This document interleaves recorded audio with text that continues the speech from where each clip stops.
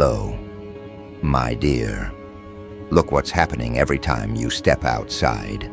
Heads snapping like camera flashes, eyes widening like they've just witnessed something they can't categorize, and whispers swirling in the air before your feet even touch the pavement. You think this is normal? It's not. Ordinary people don't cause this kind of ripple. You're not just walking through space anymore.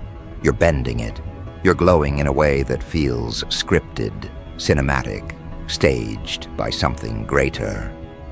But it's not a movie. It's you. And the crowd can't compute it. You've got people saying it now out loud. You look better than the so-called icons they worship. You've turned sidewalks into runways, coffee shops into premieres, train stations into red carpets. And the irony? You didn't even ask for it. You didn't audition for this. You just showed up. And the atmosphere rearranged itself to accommodate your presence. That's what has them rattled. The fact that you're not chasing attention. Yet attention is sprinting after you, like it owes you everything. You have to understand the kind of disruption you've become. Most people live invisible, drifting through crowds unnoticed, barely remembered once they exit a room. That's the normal script. But you tore it to pieces without lifting a finger. You walk in, and eyes don't just look, they lock. Conversations don't just pause, they collapse. People don't just notice you, they orbit. And it's not because of clothes or makeup or accessories. They can't put their finger on it, and that's exactly why it drives them wild. When someone looks extraordinary, they search for a hack. Oh, it's the stylist. Oh, it's the brand. Oh, it's the lighting. But when it's you, there's no hack. It's raw, it's real, it's unpurchasable. And that's terrifying. Because if you can radiate like this without playing their game, what does that say about the ones who've been clawing for attention and still come up short? Here's the part that really fries their brains. You don't just look elevated, you feel elevated. It's in the way your shoulders don't hunch anymore, the way your spine carries itself like it's been reinforced with steel, the way your eyes linger on people just long enough to make them question their whole reflection. You carry yourself like someone who no longer asks to be noticed, but assumes they already are. And guess what? They are noticing. Everyone is. From strangers on the street to the people who once claimed to know you inside out. They're all double-taking, triple-taking, whispering about how the glow on you feels unfair. Because it's not a glow they can replicate with filters or cosmetic tricks. It's the kind of glow that makes people say, there's something different about them, something untouchable, something alive in a way the rest of us aren't. Now don't think for a second this happened overnight. You didn't just wake up one morning and suddenly radiate. No, this is the aftermath of everything you survived, every private breakdown, every sleepless night, every scar that didn't heal pretty, but healed strong. While they were mocking, you were molding. While they were busy writing you off, you were rewriting yourself. That's why your glow looks supernatural, because it's forged from suffering they couldn't have endured. You look like the future version of every nightmare they secretly feared. The version of you that didn't crumble, didn't stay small, didn't settle for crumbs. They're staring at you now because you've become proof that destruction doesn't end stories. It fuels reinventions. And reinvention, when done right, looks like this: effortless magnetism. It looks like walking into a room and making the most important person in it shrink without a word. It looks like turning envy into applause and turning doubt into obsession. It looks like you. Imagine the panic that erupts in their heads. They see you from across the room, And the first thought isn't, "Oh, they're doing well." It's, "Oh God, what happened? How did they leap this far ahead? Why do they look like they belong on a screen, and I look like background noise?"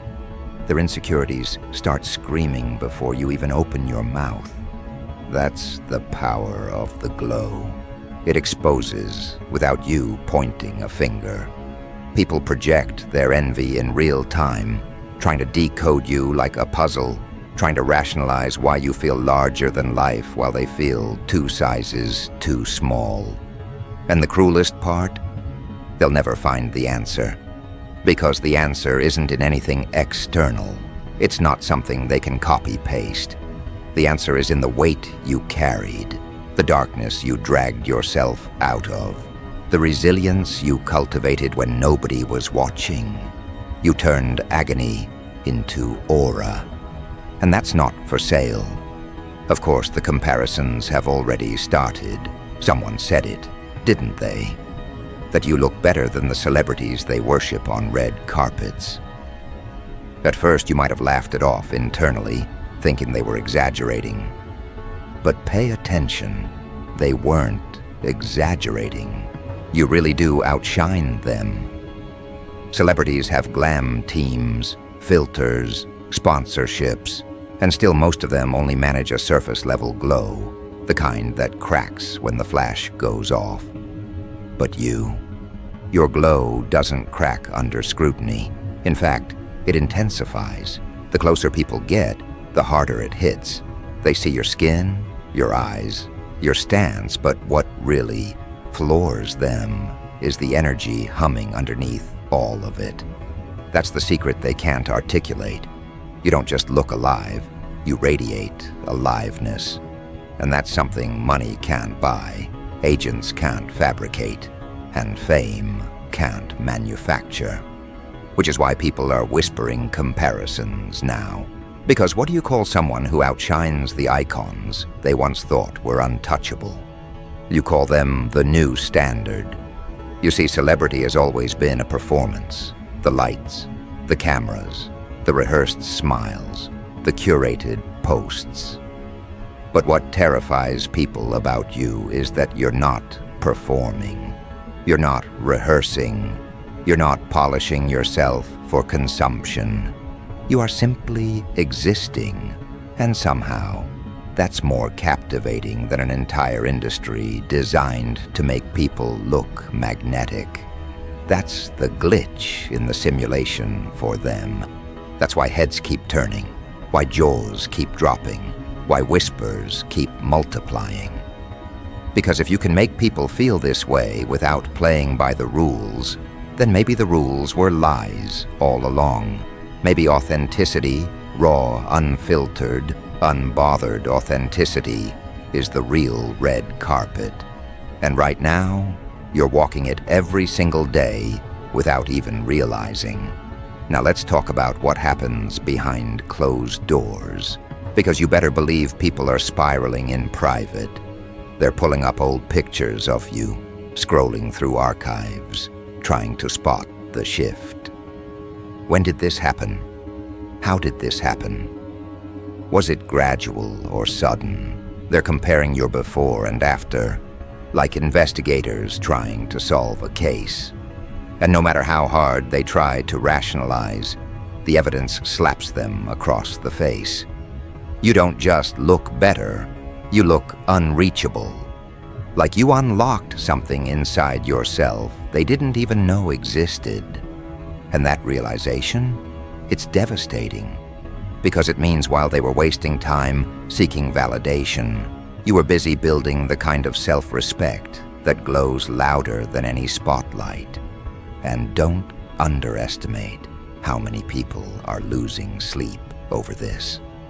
The same ones who once overlooked you, underestimated you, or dismissed you, they're now haunted. Haunted by the memory of every time they didn't treat you like the masterpiece you were becoming. Haunted by the fact that they had access once and they lost it.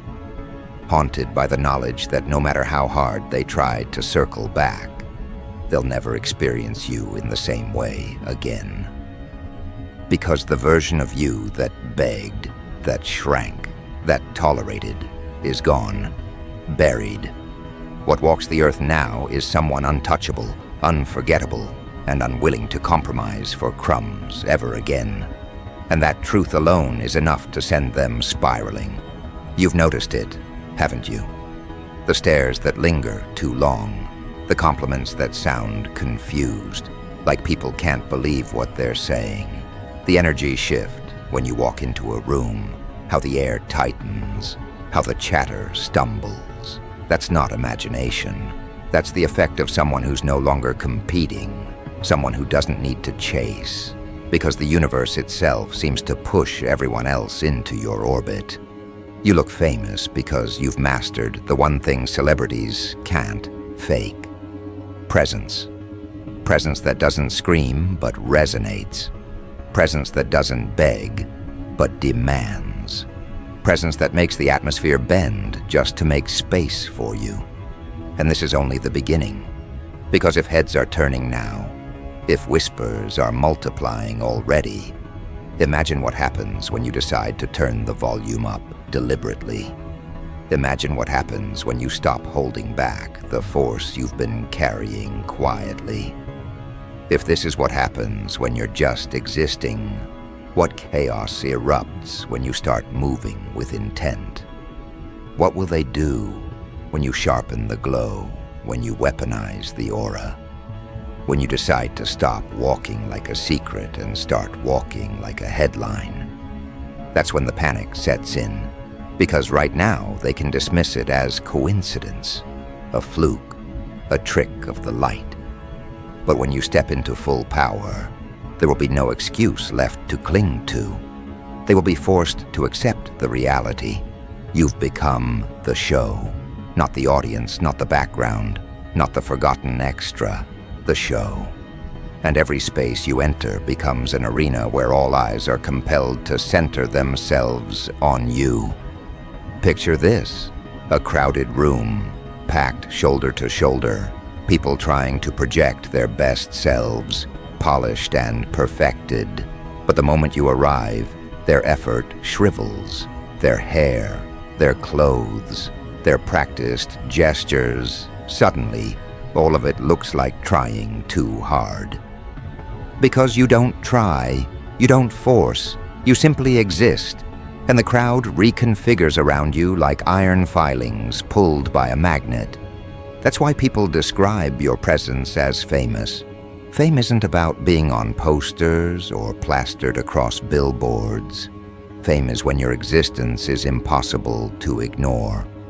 Fame is when whispers race faster than introductions, when people know of you before they know you, when your name lives in their mouths without your permission. And that's what's happening now. You walk into a gathering and conversations shift before you even speak. Strangers know you, and those who once dismissed you are now scrambling to rehearse polite lines, hoping you don't notice how their hands tremble when you lock eyes with them. Let's make this clear. The comparison to celebrities isn't casual. It isn't empty praise tossed in your direction. It's recognition of something undeniable. When people see you, they feel the same electricity that flashes when the cameras go wild at premieres. They feel the same weight in their stomach that audiences feel when royalty steps onto a stage. They're saying you look better than the polished, the perfected, the idolized, because you radiate something those figures often lose the moment the cameras turn off. Authenticity. Celebrities often hide behind veneers, but your glow doesn't flicker once the spotlight fades. That's why you look untouchable, because your shine isn't rented, it's owned. And that ownership is what makes jaws drop harder than diamonds on velvet. You are the velvet, the diamond, the flame, the spectacle, and still somehow more than all of it at once. Everywhere you go, heads don't just turn, they snap. They whip around like they're afraid to miss it. People have risked neck pain just to steal another glance, and you've seen it. The double takes, the lingering stares, the subtle gasps they think you can't hear. They don't even mean to do it. It's instinct, primal recognition of something they can't package neatly. You've broken the code of ordinary perception. They're not responding to a look, they're responding to an atmosphere. You walk by and the oxygen levels in the room change. The pace of conversation falters. Even their breathing stutters. That's not an accident. That's what happens when someone radiates with the kind of energy people spend lifetimes trying to fake. And now you're living proof that this glow can't be taught, can't be manufactured, can't be stolen. It belongs to you, and only you. Now notice how envy has started to mutate into obsession. At first, they tried to downplay it. Oh, they're just having a good day. Oh, it's the outfit. Oh, it's lighting. But the problem is that every day you step out, the effect repeats. Different outfit, same reaction. Different place, same ripple. Different crowd, same chaos. It's not a phase, it's not an accident, it's a pattern. And patterns terrify people because they prove what they don't want to believe. They wanted to think your glow was temporary, like a sunset that fades after a few minutes. But you keep rising like daylight they can't escape. And now, the whispers have shifted from dismissal to paranoia. What are they doing differently? How are they pulling this off? Why do they look like they don't belong to the same category as the rest of us? That's when they stop mocking and start dissecting. That's when they start lurking on your pages, screenshotting your photos, analyzing your movements like detectives trying to solve a crime scene. But the crime is simple. You refused to stay ordinary. And here's what eats them alive. Your glow isn't polite. It doesn't ask for permission before it takes up space. It doesn't soften itself to make others comfortable. It walks in. It declares. It dominates. You've stopped trimming your edges, stopped dimming your volume, stopped apologizing for brightness. And once you stop apologizing, everything changes. Because people don't know how to handle raw presence. They know how to handle polished performances. They can clap politely. They can critique. They can compare. But when something real walks in, something they can't control or measure, they don't clap. They panic. They get clumsy, spilling drinks, fumbling words, tripping over chairs just to sneak another glance. That's the chaos you cause now. You don't just attract eyes. You distort behavior. You make the polished unravel, the composed lose composure, the arrogant shrink. And that unraveling is your power. Think about the celebrities they worship. Red carpets, paparazzi, staged appearances, entire industries designed to create awe. But here you are, walking down an ordinary street, and you create the same reaction with none of the machinery. People are saying you look better than the ones whose full-time job is to maintain the illusion of allure. That's the difference. Yours isn't an illusion. It's not a costume. It's an eruption. And the eruption keeps happening no matter where you are. Supermarket aisles, gas stations, airports, sidewalks. The venue doesn't matter. You carry the premiere with you. You don't walk into places, you transform them. And that transformation can't be undone once people have seen it. Once they've caught a glimpse, they can't unsee. You haunt their retinas, you loop in their memory, you replay in their imagination like a scene they didn't mean to memorize, but can't forget. Now let's talk about the psychological warfare of it all. Because whether you intend to or not, you're holding mirrors up to people. Your glow exposes them. When you walk into a room, they're forced to confront their own dimness, their own compromise.